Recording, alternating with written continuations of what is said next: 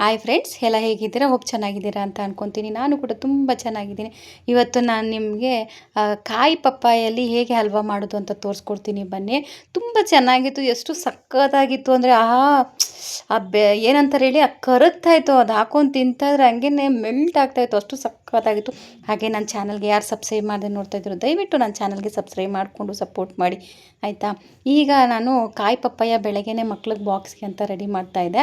ಅದು ನೋಡಿದ್ರೆ ಈ ಕಡೆ ಕಾಯಿ ಅಲ್ಲ, ಈ ಕಡೆ ಹಣ್ಣು ಅಲ್ಲ. ಪಾಪ ಮಕ್ಳಿಗೆ ಹಾಕಿದ್ರೆ ಅದು ಗಟ್ಟಿ ಇರುತ್ತೆ, ಕಚ್ಚಕ್ಕಾಗಲ್ಲ. ನಾನೇನು ಮಾಡಿದೆ, ಸಿಪ್ಪೆ ಎಲ್ಲ ತೆಗೆದ್ಬಿಟ್ಟು ಅಯ್ಯೋ ಈ ಥರ ಆಗೋಯ್ತಲ್ಲ ಅಂತ ಬಿಸಾಕೋಣ ಅಂತ ಅಂದ್ಬಿಟ್ಟು ರೆಡಿ ಮಾಡ್ತಾಯಿದ್ದೆ. ಅಷ್ಟರಲ್ಲಿ ಕಾಯಿ ಚೆನ್ನಾಗಿತ್ತ, ನಂಗೆ ಬಿಸಾಕೋಕ್ಕೆ ಇಷ್ಟ ಆಗಲಿಲ್ಲ. ಅದಕ್ಕೇ ಈ ಥರ ಎಲ್ಲ ಸಿಪ್ಪೆ ತೆಗೆದ್ಬಿಟ್ಟು ಇವರು ಹಲ್ವಾ ಟ್ರೈ ಮಾಡೋಣ ಅಂತ ಫಸ್ಟ್ ಟೈಮ್ ನಾನು ಹಲ್ವಾ ಟ್ರೈ ಮಾಡಿದ್ದು. ಅದಕ್ಕೆ ಇದು ನೀಟಾಗಿ ಎಲ್ಲ ವಾಶ್ ಮಾಡಿ ಸಿಪ್ಪೆ ತೆಗೆದು ಈ ಥರ ತುರಿಯೋದಕ್ಕೆ ನಾನು ಇಟ್ಕೊಂಡೆ. ತುರಿತಾ ಇದ್ದೀನಿ ತುರಿಯೋ ಪ್ಲೇಟಿಂದ. ನೋಡಿ ಇಷ್ಟು ಬಂತು ನನಗೆ, ಒಂದು ಚಿಕ್ಕ ಪಪ್ಪಾಯ ಅಷ್ಟೇ ನೋಡಿ, ಇಷ್ಟೊಂದು ಬಂತು. ಈ ಥರ ಎಲ್ಲ ಸಪ್ರೇಟಾಗಿ ಮಾಡಿ ಇಟ್ಕೊಂಡೆ. ನೋಡಿ ಕಲರು ಅದು ಎಲ್ಲೋ ಮೀಡಿಯಮ್ ಆಗಿತ್ತ, ತುಂಬ ಚೆನ್ನಾಗಿತ್ತು. ಅದು ಲೈಟ್ ಬಲ್ಗಿ ಕಲರ್ ಬರ್ತಾಯಿದೆ ನೋಡಿ. ಈ ಥರ ತುರ್ಕೊಬೇಕು, ಈ ಥರ ಉದ್ದುದ್ದ ತುರ್ಕೊಂಡ್ರೆ ತುಂಬ ಚೆನ್ನಾಗಿರುತ್ತೆ. ಇವಾಗ ಇದನ್ನು ನಾವು ಒಂದು ನೀರಲ್ಲಿ ಹಾಕಿ ಚೆನ್ನಾಗೆ ವಾಶ್ ಮಾಡ್ಕೊಂಬಿಡೋಣ, ಆಯಿತಾ? ಯಾಕೆ ಅಂದರೆ ನಾನು ಸಪ್ರೇಟಾಗಿ ಬಟ್ಲಲ್ಲಿ ಹಾಕ್ಕೊಂಡಿದ್ದೀನಿ. ಯಾಕೆ ಅಂದರೆ ಇದರಲ್ಲಿ ಹಾಲು ಜಾಸ್ತಿ ಇತ್ತು, ಆಯಿತಾ? ಹಾಲು ಜಾಸ್ತಿ ಇರೋದ್ರಿಂದ ಸರಿಯಾಗಿ ವಾಶ್ ಮಾಡಿಲ್ಲ ಅಂದರೆ ಬಾಯೆಲ್ಲ ನೆವೆ ಬಂದುಬಿಡುತ್ತೆ. ಅದಕ್ಕೋಸ್ಕರನೇ ನಾನು ಫಸ್ಟೇ ಹೇಳ್ತಾ ಇದ್ದೀನಿ, ಇದನ್ನು ಚೆನ್ನಾಗಿ 4-5 ಸರಿ ಚೆನ್ನಾಗಿ ವಾಶ್ ಮಾಡಿ ಹಿಂಡ್ಕೋಬೇಕು. ಇದನ್ನು ಚೆನ್ನಾಗಿ ಹಿಂಡಬೇಕು. ಇದು ಹಿಂಡಿಬಿಟ್ಟು ಆಮೇಲೆ ಇನ್ನೊಂದು ಬಟ್ಲಲ್ಲಿ ಹಾಕ್ಕೋಬೇಕು. ನೋಡಿ ಈ ಥರ ಚೆನ್ನಾಗಿ ಹಿಂಡಬೇಕು. ಇಲ್ಲಾಂದರೆ ನಿಮ್ಮ ಸೋಸೋದಿರುತ್ತಲ್ಲ, ಆ ಸೋಸೋದಲ್ಲಿ ಹಾಕಿ ಬಿಟ್ಬಿಡಿ, ಅದು ಕೂಡ ಈಸಿ ಇರುತ್ತೆ. ನಾನು ಅಷ್ಟರಲ್ಲಿ ಒಂದು ಬಾಣಲಿ ಇಟ್ಕೊಂಡು ನೀರು ಬಿಸಿ ಆಗಕ್ಕೆ ಇಟ್ಟಿದ್ದೀನಿ.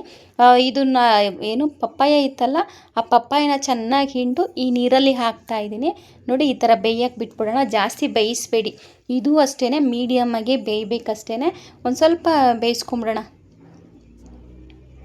ನೋಡಿ ಇಷ್ಟು ಆದರೆ ಸಾಕು. ನೋಡಿ ಇಷ್ಟು ಆದರೆ ಸಾಕು, ಎಷ್ಟು ಚೆನ್ನಾಗಿ ಬೆಂದಿತ್ತು. ಇದನ್ನು ಸಪ್ರೇಟಾಗಿ ಸೋಸಿ ಇಟ್ಕೊಂಡಿದ್ದೀನಿ. ನಾನಿವಾಗ ಅದೇ ಬಾಣಲಿನ ವಾಶ್ ಮಾಡಿಕೊಂಡು ಸ್ವಲ್ಪ ತುಪ್ಪ ಹಾಕ್ಕೊಂಡಿದ್ದೀನಿ. ಗೋಡಂಬಿ, ದ್ರಾಕ್ಷಿ ಇದನ್ನೆಲ್ಲ ಕಟ್ ಮಾಡಿ ಇಟ್ಕೊಂಡು, ಬಾದಾಮು ಇದನ್ನೆಲ್ಲ ಕಟ್ ಮಾಡಿ ಇಟ್ಕೊಂಡಿದ್ದೀನಿ. ಒಗ್ಗರಣೆ ಹಾಕ್ಕೊಂಬಿಡ್ತಾಯಿದ್ದೀನಿ. ಅದೇ ತುಪ್ಪಕ್ಕೆ ಒಗ್ಗರಣೆ ಹಾಕ್ಕೊತಾ ಇದ್ದೀನಿ. ಈ ಒಗ್ಗರಣೆ ಹಾಕ್ಕೊಂಡಿದ್ದನ್ನು ನಾವು ಸಪ್ರೇಟಾಗಿ ಇಟ್ಕೊಂಬಿಡೋಣ, ಆಯಿತಾ? ನೋಡಿ ಈ ಥರ ಸಪ್ರೇಟಾಗಿ ಪ್ಲೇಟಾಗಿ ತೆಗೆದಿಟ್ಟಿದ್ದೀನಿ. ಅದೇ ತುಪ್ಪ ಆಯ್ತಲ್ಲ, ಅದೇ ಬಾಣಲಿಗೆ ನಾವು ತುರಿದಿಟ್ಕೊಂಡಿದ್ವಲ್ಲ ಅದನ್ನು ಹಾಕ್ತಾಯಿದ್ದೀನಿ. ಪಪ್ಪಾಯಿ ತುರಿದಿಟ್ಕೊಂಡಿದ್ವಲ್ಲ ಅದನ್ನು ಹಾಕಿ ಒಂದು ಬಟ್ಲು ನಾನು ಸಕ್ಕರೆ ಹಾಕ್ತಾಯಿದ್ದೀನಿ. ಎಷ್ಟು ಬೇಕೋ ಅಷ್ಟೇ ಹಾಕ್ಕೊಳ್ಳಿ, ಆಯಿತಾ? ಸಕ್ಕರೆನೂ ಅಷ್ಟೇ ಎಷ್ಟು ಬೇಕೋ ಅಷ್ಟು ನೋಡಿಕೊಂಡು ಹಾಕ್ಕೊಳ್ಳಿ. ಇದು ಸ್ವಲ್ಪ ಚೆನ್ನಾಗಿ ಸ್ಮ್ಯಾಶ್ ಆಗಲಿ.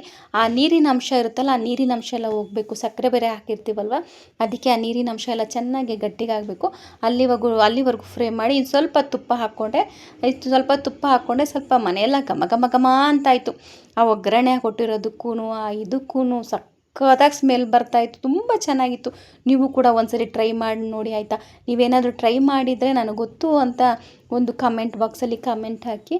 ನೋಡಿ ಈ ಥರ ಫ್ರೈ ಆಯಿತು. ಫೈನಲಿ ಇದು ರೆಡಿ ಆಯಿತು. ನೋಡಿ ಆ ಬಿಸಿ ಬಿಸಿ ಹೊಗೆ ಹಾಗೆ ಬರ್ತಾಯಿದೆ. ನೋಡಿ ಫೈನಲಿ ರೆಡಿ ಆಯಿತು. ಇವಾಗ ಇದಕ್ಕೆ ನಾನು ಗೋಡಂಬಿ ದ್ರಾಕ್ಷಿ ಎಲ್ಲ ಇಟ್ಕೊಂಡಿದ್ದೀನಲ್ಲ, ಅದು ಹಾಕ್ಕೊಂಬಿಡೋಣ. ಇವಾಗ ಅದು ಹಾಕ್ಕೊಂಡು ಸ್ವಲ್ಪ ತಿರುಗಬೇಕು. ಆಲ್ರೆಡಿ ಇದು ಫ್ರೈ ಆಗಿದೆ, ಸುಮ್ಮನೆ ಲೈಟಾಗಿ ಫ್ರೈ ಮಾಡ್ಕೊಳ್ಳೋಣ. ಆಮೇಲೆ ಏಲಕ್ಕಿ ಇಟ್ಕೊಂಡಿದ್ದೀನಿ. ಏಲಕ್ಕಿ ದಪ್ಪ ದಪ್ಪ ಕುಟ್ಕೊಳ್ಳಿ, ಬಾಯಿಗೆ ಸಿಕ್ಕಿದ್ರೆ ಚೆನ್ನಾಗಿರುತ್ತೆ. ಅದು ಸ್ವಲ್ಪ ಮೀಡಿಯಮ್ಮಾಗಿ ಕುಟ್ಕೊಂಡು ಅದು ಕೂಡ ಹಾಕ್ಕೊಂಡು ಸ್ವಲ್ಪ ಹೊತ್ತು ಫ್ರೈ ಮಾಡಿದೆ. ನೋಡಿ ಫೈನಲಿ ರೆಡಿ ಆಯಿತು. ಗ್ಯಾಸ್ ಕೂಡ ಆಫ್ ಮಾಡಿದೆ. ಎಷ್ಟು ಸಕ್ಕತ್ತಾಗಿ ಕಾಣಿಸ್ತಾ ಇದೆ ಅಲ್ವಾ? ತಿನ್ನಬೇಕಂತಂದರೆ ಆ ಗೋಡಂಬಿ, ದ್ರಾಕ್ಷಿ, ಬಾದಾಮಿ, ಆಮೇಲೆ ಆ ಏಲಕ್ಕಿ ಸಿಗುತ್ತಲ್ಲ, ಅದ್ರ ಟೇಸ್ಟೇ ಬೇರೆ ಮಜಾ ಕೊಡ್ತಾಯಿತ್ತು. ನೋಡಿ ಫೈನಲಿ ರೆಡಿ ಆಯಿತು. ಹಾಗೆ ನನಗೆ ಯಾರು ಇಷ್ಟೋ ತನಕ ನೋಡಿ ಸಪೋರ್ಟ್ ಮಾಡಿದ್ರು, ಹೀಗೆ ಸಪೋರ್ಟ್ ಮಾಡ್ತಾಯಿರಿ. ಇದೊಂದು ರೆಸಿಪಿ ನಿಮ್ಗೆ ಇಷ್ಟ ಆಗಿದೆ ಅಂತ ಅಂದ್ಕೊತೀನಿ.